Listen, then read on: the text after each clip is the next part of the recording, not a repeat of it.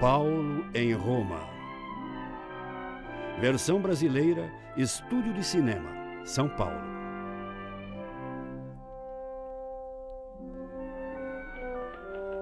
Esta é Roma, a capital do mundo nos tempos do Novo Testamento.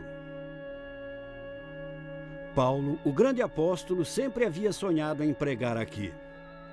E agora, por fim, este sonho estava pronto a cumprir-se. Mas Paulo chegou a Roma como prisioneiro. Ressentidos por sua pregação aos pagãos, os judeus continuavam a emitir acusações falsas contra ele. Só faltava um último julgamento: liberdade, prisão ou morte. A única preocupação de Paulo era que havia apelado diante de César e o haviam levado a Roma, porque Deus lhe havia prometido que seria sua testemunha ali.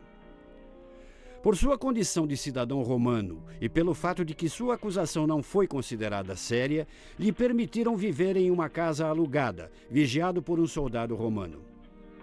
Com 2 fiéis seguidores cristãos, Lucas e Aristarco, que o haviam acompanhado a Roma, Paulo doutrinava a todos os judeus que desejavam escutar-lhe.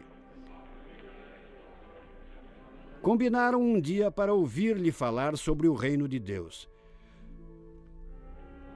Durante horas, o apóstolo tentou ajudar-lhes a entender o Senhor e persuadir-lhes sobre a pessoa de Jesus, levando em conta a lei de Moisés e os profetas. As palavras exatas do encontro não se sabe, mas sob estas circunstâncias deve haver dito: Não credes nos profetas? O profeta Isaías é certo que estava falando de Jesus quando disse: é desprezado e rejeitado pelos homens, um homem com penas e cheio de dor. E escutai o que diz quando se apresenta diante de nós. Foi desprezado e não lhe demos atenção, mas foi ferido por nossas transgressões, maltratado por nossas iniquidades. Nele havia uma couraça que nos completou, e com suas ataduras cura a todos nós. Alguns dos judeus aceitaram com fé o que dizia e viam conclusiva a prova do Antigo Testamento, pela qual Jesus de Nazaré era o Salvador prometido. Mas havia outros que, por seus preconceitos, não acreditaram, e Paulo adicionou umas palavras mais do profeta Isaías. Com razão falou o Espírito Santo a vossos pais mediante o profeta Isaías. Vai a este povo e diz-lhe: escutareis, mas não entendereis. Olhareis, mas não vereis, porque este povo endureceu seu coração, endureceu seus ouvidos e seus olhos se fecharam. A não ser que vejam com seus próprios olhos, escutem com seus ouvidos, entendam com o coração e se convertam, e eu os cure. Sabeis todos vós que esta salvação de Deus foi enviada aos pagãos, que eles sim escutarão? Não pode ser! Vai contra a lei de Moisés! Não pode ser! Não pode ser! De novo, Paulo enfrentava a verdade. Muitos dos judeus estavam cegos à palavra de Deus, mas a salvação chegaria àqueles que desejavam recebê-la, fossem judeus ou pagãos. Durante 2 longos anos, Paulo esteve prisioneiro em Roma, mas nunca esteve tão ativo. Mediante cartas, aconselhava e alentava as igrejas distantes. Alentou e aconselhou seus irmãos cristãos, recebendo-os na casa onde era prisioneiro. E muitos foram os que abraçaram o evangelho em Roma. Entre eles estava Timóteo, o filho adotivo de Paulo, Onésimo de Filipos e Tíquico de Éfeso. Todos pareciam vir de todos os lugares e todos sabiam que este homem era um servo de Jesus Cristo, um embaixador de Deus e apóstolo de seu Senhor, um homem de visão.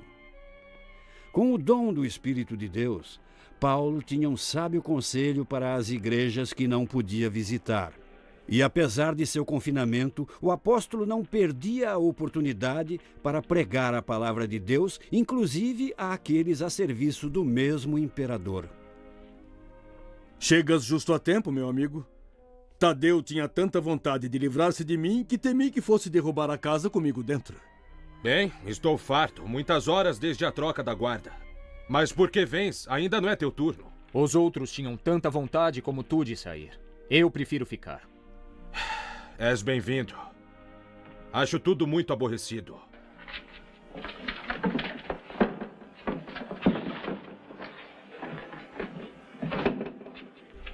Tu não achas aborrecido, Paulo? Não, eu espero com ansiedade que chegue meu turno. É estranho como falas do único Deus e de seu Filho Jesus, e nosso César nem sequer considera os homens.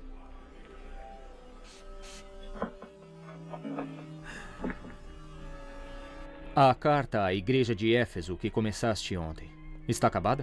Não, tivemos muitas visitas. Tíquico e eu estávamos a ponto de terminá-la agora.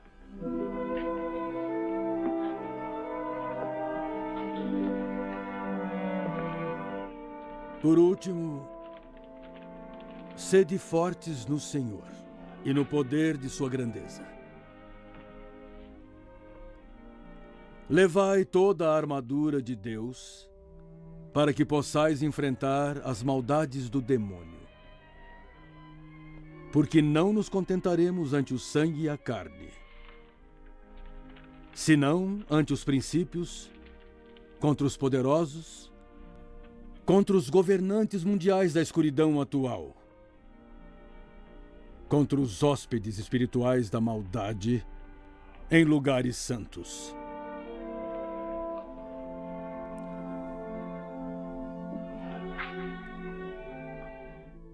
Portanto, levai toda a armadura de Deus, para que possais estar em pé nos dias de maldade, fazendo todo o possível para resistir. Aguentai, enchendo vossas almas com a verdade e portando a melhor lança da grandeza, calçando vossos pés com o equipamento da palavra da paz. Acima de tudo, com o escudo da fé, com o qual podereis acabar com a escuridão dos infernos. E levai o escudo da salvação e a espada do Espírito, que é a palavra de Deus. Paulo seguiu escrevendo as mensagens que Deus lhe revelava e as enviava por seus mensageiros de confiança, Tíquico e Onésimo, o escravo fugido, regenerado e reabilitado. As epístolas que Paulo escrevia eram confiadas às igrejas das cidades, cartas com grande alcance em seu efeito, cartas que alentavam não só aos cristãos daqueles dias, mas também aos da atualidade. Então, se haveis ressuscitado com Cristo, buscai o que se encontra no céu, onde está Cristo, sentado à mão direita do Pai. Abri vossas mentes ao que se encontra nos céus, e não às coisas terrenas, porque estáis morrendo, e vossa vida se esconde entre Jesus e Deus.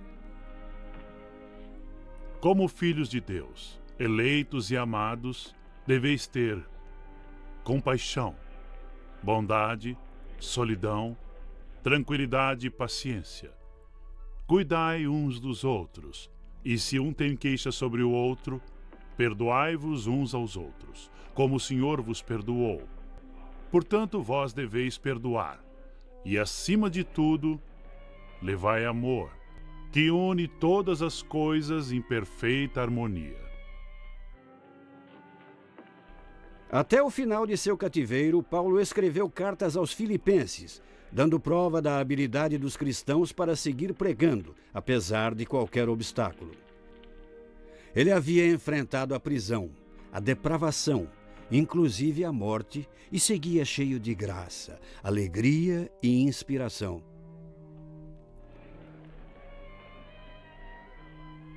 Aqueles que estavam próximos a Paulo nunca deixaram de maravilhar-se de sua consagração. Nada lhe importava, salvo a causa de Cristo. Em realidade, nada é mais importante que a surpreendente palavra de conhecer a Jesus Cristo, meu Senhor. Em seu nome, sofri a perda de todas as coisas e quis rejeitá-las, para poder encontrar a Cristo e encontrar-me nele. Não tenho o poder dos anciãos, eles criaram a lei, mas sim aqueles que se encontram pela fé em Cristo. A graça de Deus que depende da fé.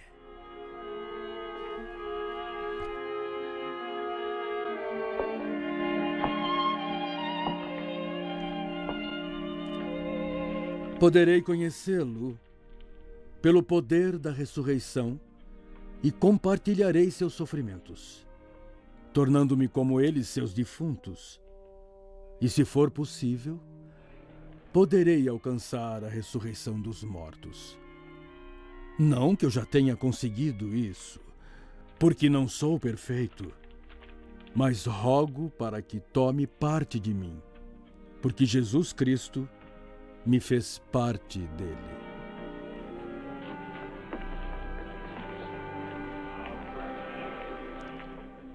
Irmãos, não considero que minha alma descanse como uma só, mas o que faço é esquecer todas as coisas do passado e abro todo o meu ser ao que se encontra por vir. Rogo fazer parte do Pai e também da chamada de Deus em seu Filho, Jesus Cristo.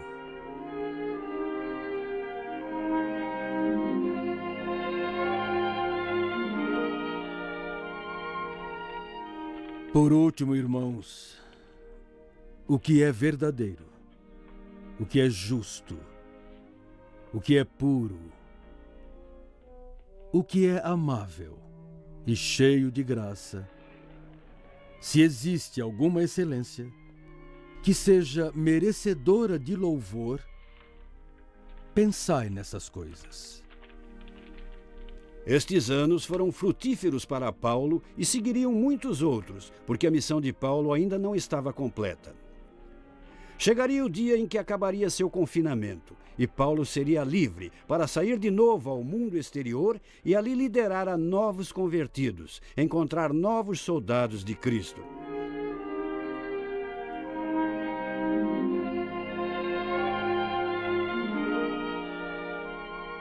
O livro dos Fatos nos conta como finaliza a prisão de Paulo, mas acredita-se que após seu julgamento em Roma, foi libertado e partiu levando o evangelho até a Macedônia, Ásia e outros lugares. Com ele foram seus fiéis seguidores, Lucas e Timóteo.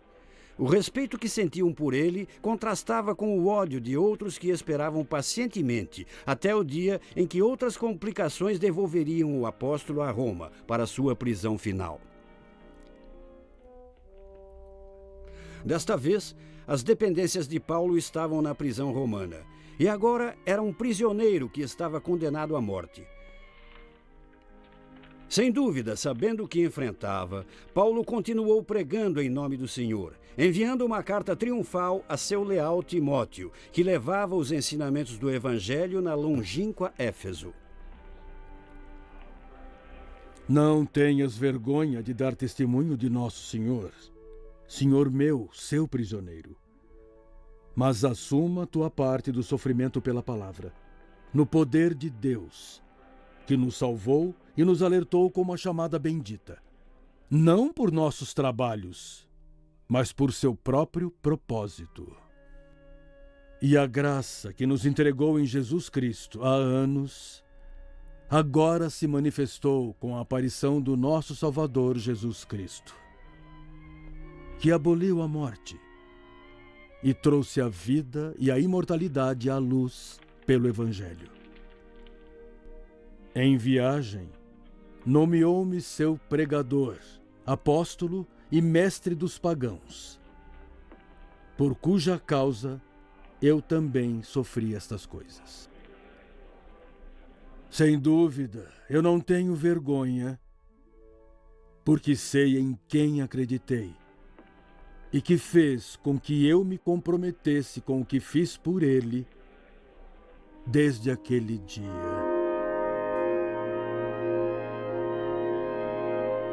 Te encarrego, na presença de Deus e de Jesus Cristo, que julgará os vivos e os mortos, e com sua aparição e seu reino, pregará a palavra.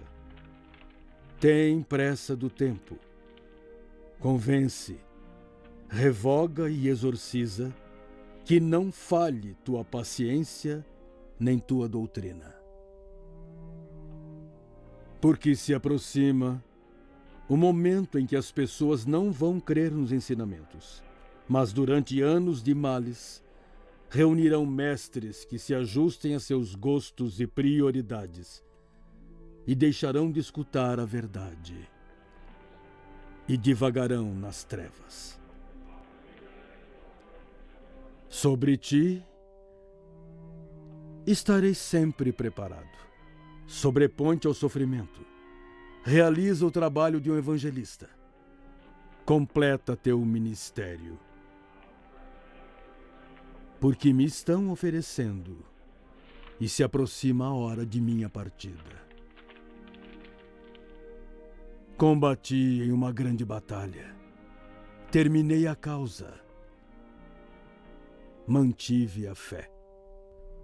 Portanto, se apresenta diante de mim a coroa da justiça, que o Senhor, o juiz justo, me entregará nesse dia, e não a mim somente, senão a todos aqueles que amaram sua chegada.